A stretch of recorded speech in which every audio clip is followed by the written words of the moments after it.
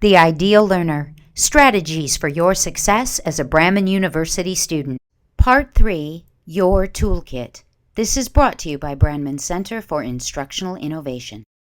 When we say tools, what we're specifically focusing on are the technologies that we use throughout our classes to extend your learning and your opportunities to be engaged in your learning.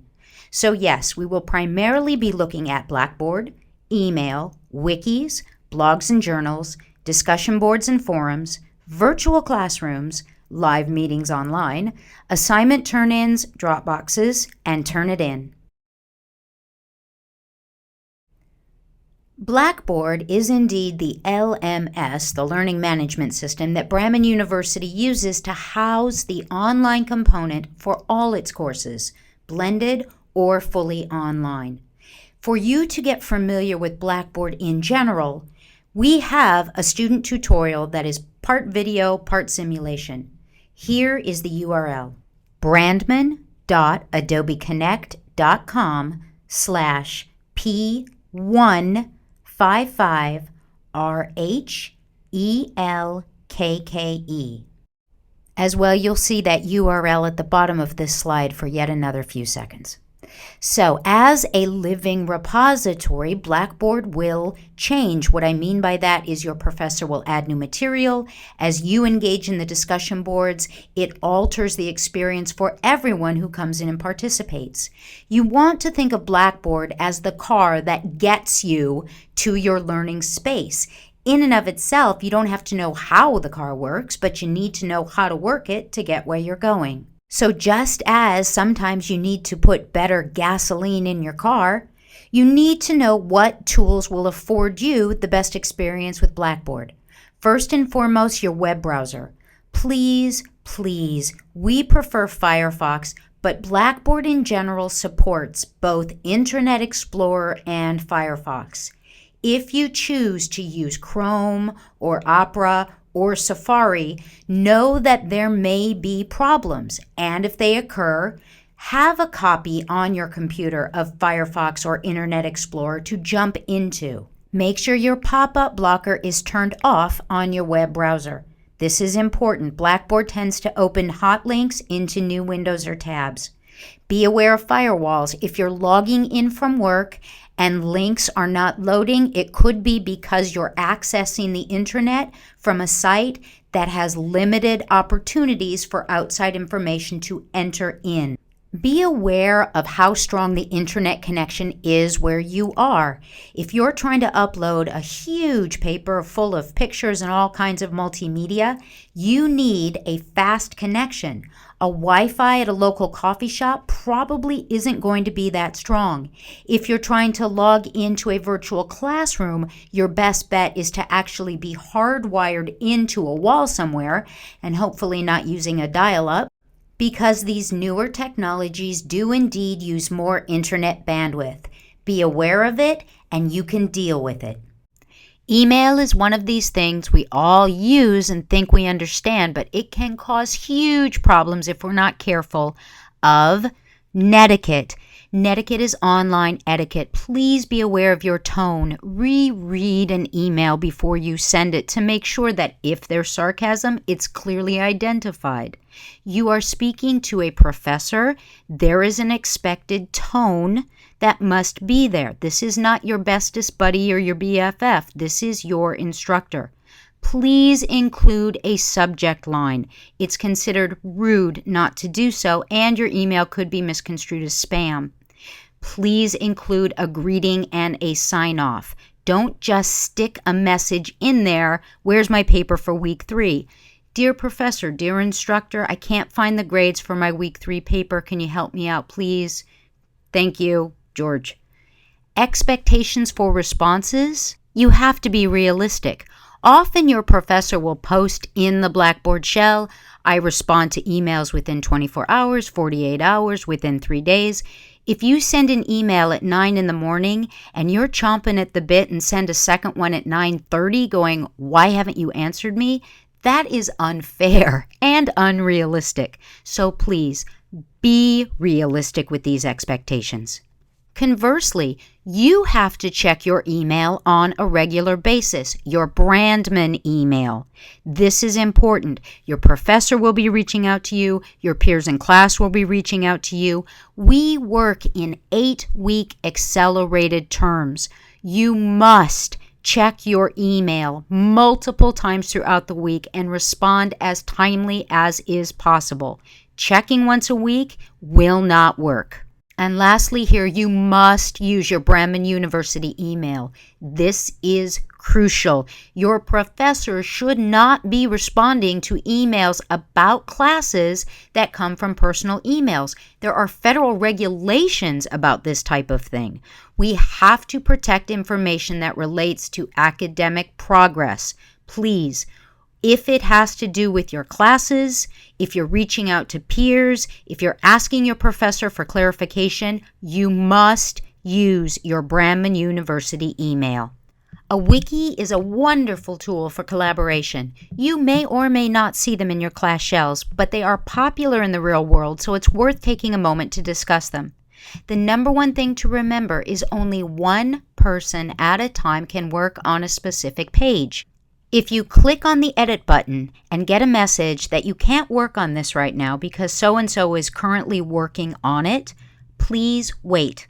Not 2 hours. Give it 10 minutes. Let whoever is working finish what they're doing.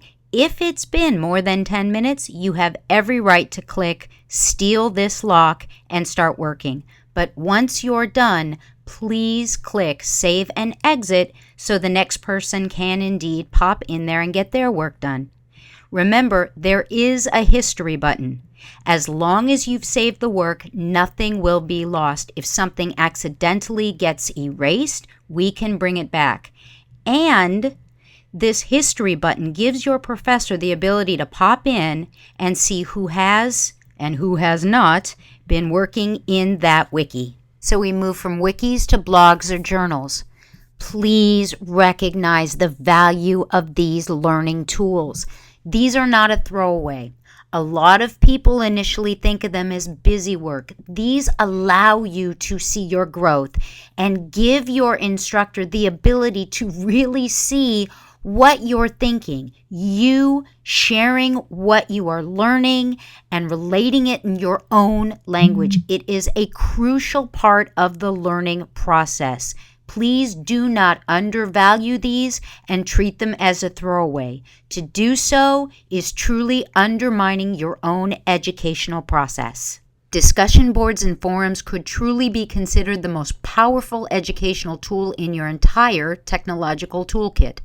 These afford you a genuine extension of the classroom. Discussion, debate, dialogue, truly conversing with your peers to share your thoughts, get their thoughts, and try and meld them together along with content and guidance from your instructor to come to new understandings that are meaningful for you. These demand engagement throughout the week. You cannot just pop in once and think you're done. Your best practice is 3 to 4 times a week for small periods of time. 20 minutes here, 30 minutes there. This will let you read, think, respond, and repeat. That's what this is all about. Reading, thinking, responding, and coming back for more, just as we do in a face-to-face conversation. This is not one shot and you're done. To do so devalues your own educational process. And since the goal is conversation, a 2-word post such as, "Oh yeah, I agree, good idea, no way," doesn't add to the conversation. That's our goal. A genuine conversation, elevating the thing we start with to a level of understanding that we never could have done without the assistance, guidance, and added perspective of our instructor and our peers. Not everyone will be using virtual classrooms, so this will be short but sweet. We at Brandman use Adobe Connect to meet online virtually. You as a student will not have your own account, so you will always log in as a guest. Please have headphones or earbuds that have a built-in microphone, the kind you can get at your neighborhood drugstore. Be certain you're on a strong internet connection. Try to log in at least 5 minutes early before a meeting, and please visit us at the CII anytime for videos and PDFs with more specific information on using a virtual classroom. Assignment turn-ins and drop boxes are the areas built into your Blackboard shell where you literally submit your work for your instructor to grade. Please make sure your name is in the title of the document you submit. Please do not submit a PDF unless you are specifically asked to do so. You will be attaching this document to upload into Blackboard. Do not attempt to copy it and paste it into the text box that is there for you to leave comments for your professor. And please don't let the language here confuse you. Assignment turn-in, it's a single drop box for a specific assignment. Turn it in and of itself is a separate tool we're going to look at next. Turnitin is a specific piece of software that we use embedded inside Blackboard.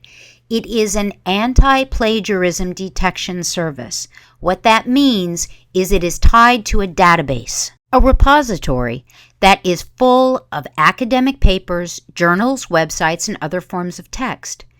Your paper that is turned in through Turnitin is compared for a similarity index, a score that shows where chunks of your paper match up to these pre-existing materials.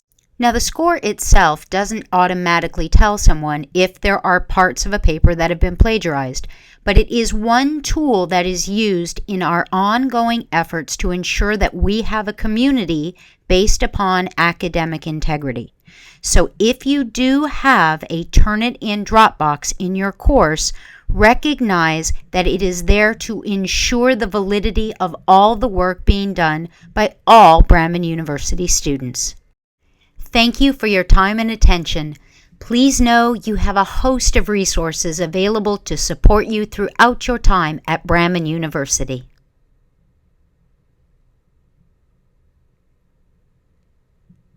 Thank you.